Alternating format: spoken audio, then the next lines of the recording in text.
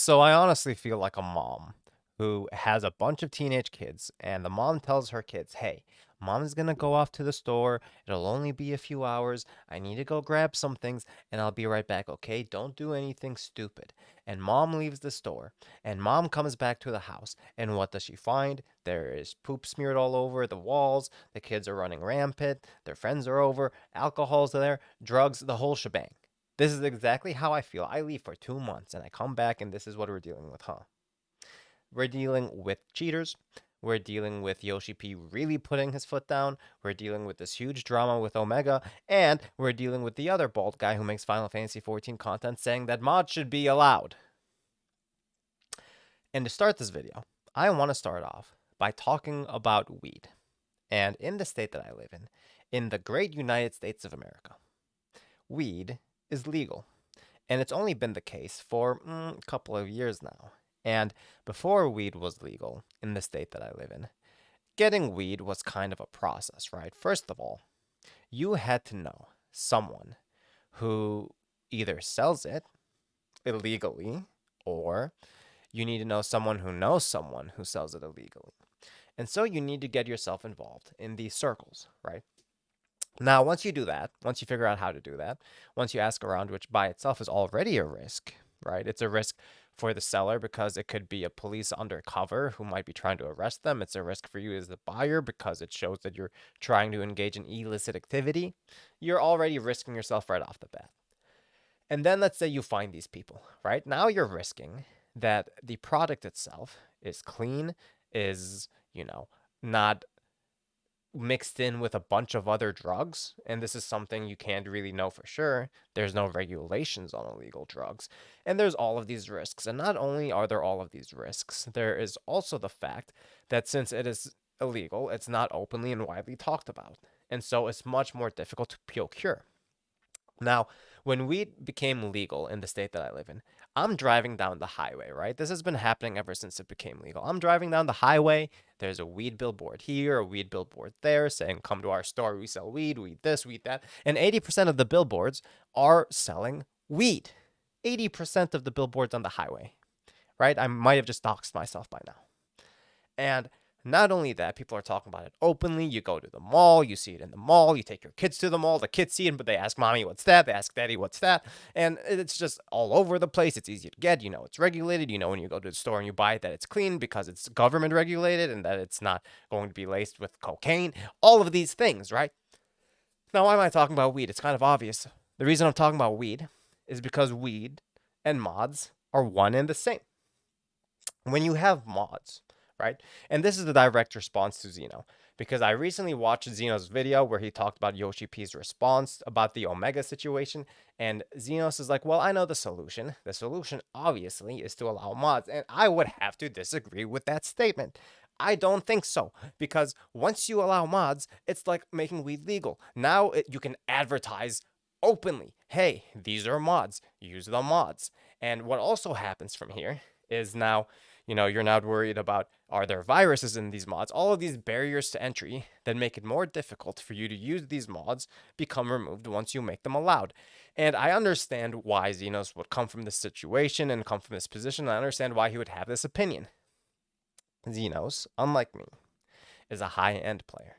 Xenos does ultimates. Do I do ultimates? No. Have I ever done ultimates? No. I stepped in P4S like 3 times, okay?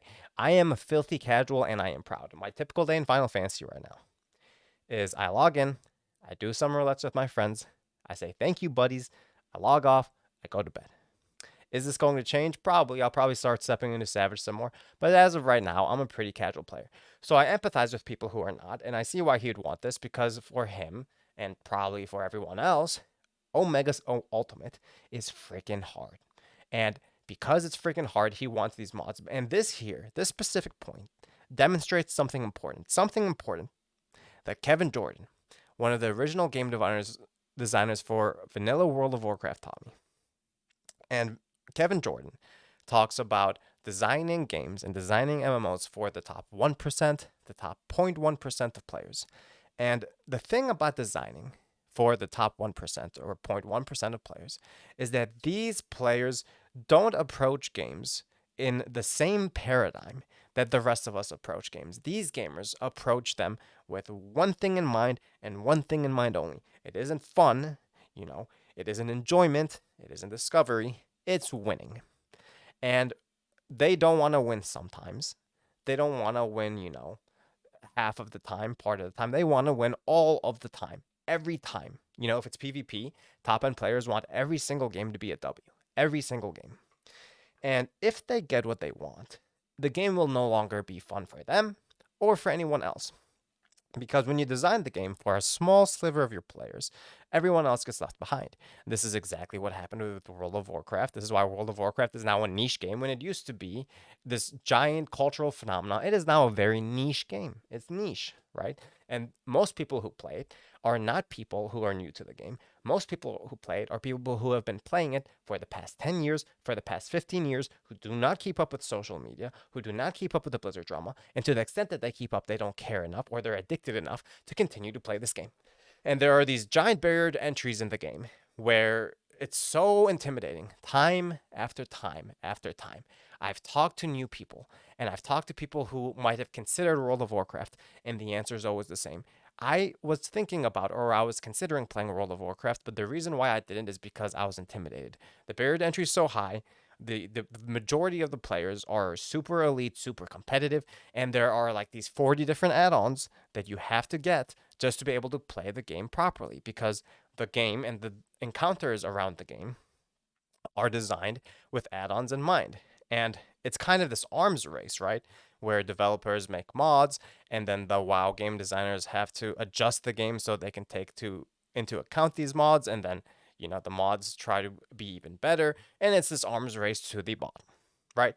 It's arms race to the bottom for the developer, for brand new players, and if you don't have mods, if you're playing World of Warcraft and you don't have DBM, if you don't have recores, people will kick you out of groups. You will not be able to raid with guilds in the vast majority of cases. It would be equivalent to being in a static in Final Fantasy XIV and doing Savage and not having any melts or not eating your food, basic things.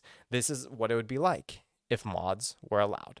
And, Xenos didn't really play World of Warcraft. That's obviously my background. And so I know what happens when you introduce mods to your game. And this is exactly what happens. It is not what you want. It creates a barrier to entry. And another big thing that it does, another huge problem, is that it takes away one of the things that makes playing games so enjoyable to begin with. And this one particular element and this one particular reason why people play games has been being whittled away and whittled away, and it's become this rare sense that you get now. And the sense I'm talking about is this sense of discovery. Think about your first time playing Skyrim. Think about your first time playing vanilla World of Warcraft. Think about your first time playing Zelda Breath of the Wild.